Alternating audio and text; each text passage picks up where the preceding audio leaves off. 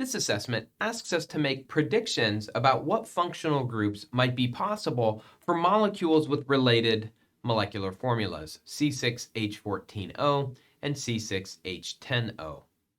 Now, I've gone ahead and shown the index of hydrogen deficiency that we would have calculated for each of these molecules because that's really what's going on here. With molecular formula containing only carbon, hydrogen, and oxygen, we can imagine the possibility of aldehydes, ketones, alcohols, probably not esters or carboxylic acids because we only have one oxygen. Definitely not those. And so the index of hydrogen deficiency, though, is going to help clarify that, because if we have C6H14O as our molecular formula, we know we have an oxygen present. And so we can sketch that we know we're going to have that in the molecule.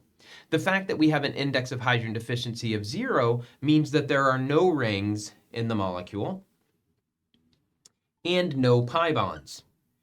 If you have no pi bonds, that means that the bond to oxygen must be a single bond on both sides. And so the only possibility then would be to put an R on one side and an H on the other for an alcohol, or to put an alkyl group on either side. An ether would be possible as well. But because there are no rings, because there are no pi bonds in the molecule based on this index of hydrogen deficiency of 0, those are really the only possible functional groups. This is going to be an ether or an alcohol with just alkyl groups, fully saturated alkyl groups attached. How does it change for C6H10O? And now here's where it gets a little bit complicated because we have a lot of possibilities. For one, our index of hydrogen deficiency is now 2. And so we could imagine that that index of hydrogen deficiency, at least one part of it, would be to have a ketone present, or another carbon-oxygen doubly bonded species, an aldehyde. One of its index of hydrogen deficiencies could have an alkene. The combination of an alkene and a ketone would give us an index of hydrogen deficiency of 2.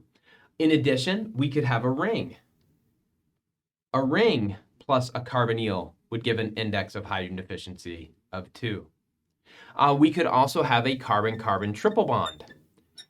In this case, if we had a carbon-carbon triple bond, that would represent our total index of hydrogen deficiency of 2. And so coupled with this must either be an alcohol or an ether. Right?